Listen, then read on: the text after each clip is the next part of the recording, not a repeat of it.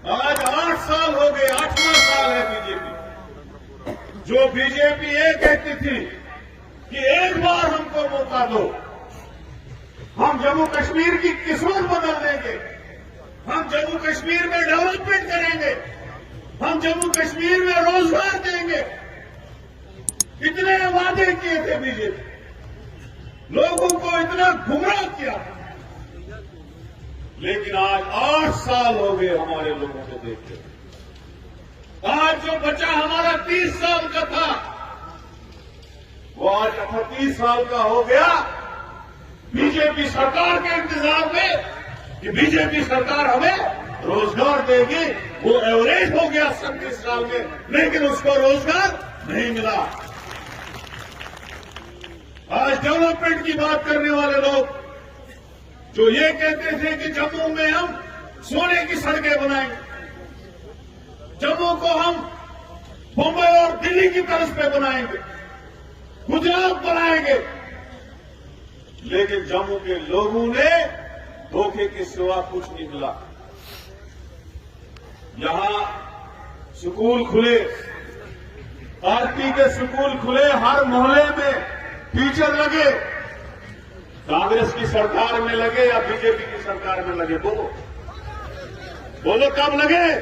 कांग्रेस की सरकार में। बीजेपी की सरकार में एक आरटी टीचर लगा? बोलो नहीं लगा। एक नौकरी भी, एक रोजगार भी बीजेपी की सरकार में नहीं है। आज मजदूर 500 की मजदूरी करता है, वो मजदूरी भी नहीं उसको मिलती। और जब घर जाता है, दुकानदार के पास सोना लेने जाता है, घर के लिए सामान लेने जाता है, हमारी बहनें जाती है, हमारी मां जाती है, वहां 250 रुपए का सरसों का तेल किलो है, क्या खा पाएंगे? अरे भाइयों, जब पेट है ना, जब इंसान जिंदा है, तब जाके वो मंदिर में भी जाएगा, मस्जिद में भी जाएगा, गुरुद्वारा में भी जाएगा, क्रिसमस भी मनाएगा, दिवाली भी मनाएगा।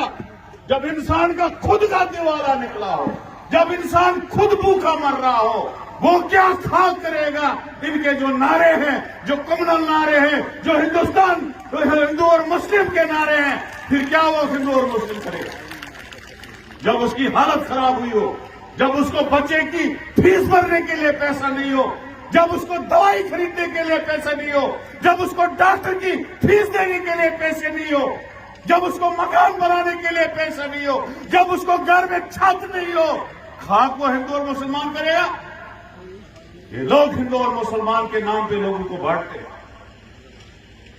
और आज जितनी गुर्बत है, 8 साल से दरबदर करके रखा है लोगों।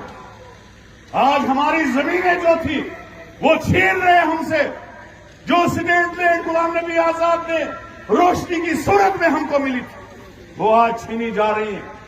आज बिजली, जो बिजली हमको 250-300 रुपए फीस भरना पड़ता था, उसको आज प्राइवेटाइज किया जा रहा है।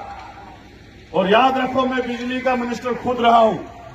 ये खाली इलेक्शन का इंतजार कर रहे हैं।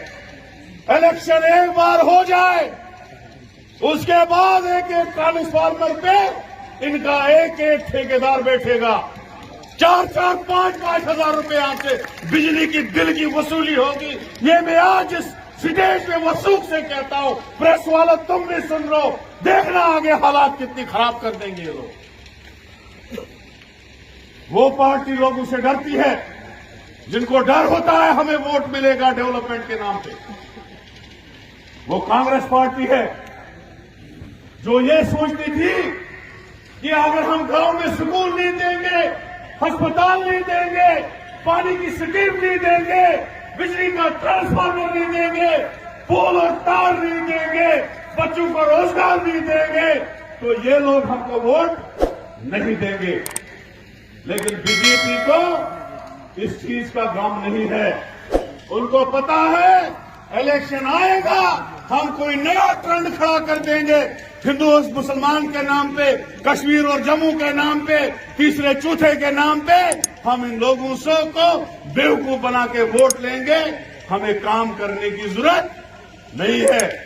तभी आज जो अजाब लोगों पे है महंगाई का, तभी जो तेल डालने जाओ 100 रुपए का तेल मिल रहा है, जो चावल आप लेने जाओ तो 60-70 रुपए का चावल मिलता है।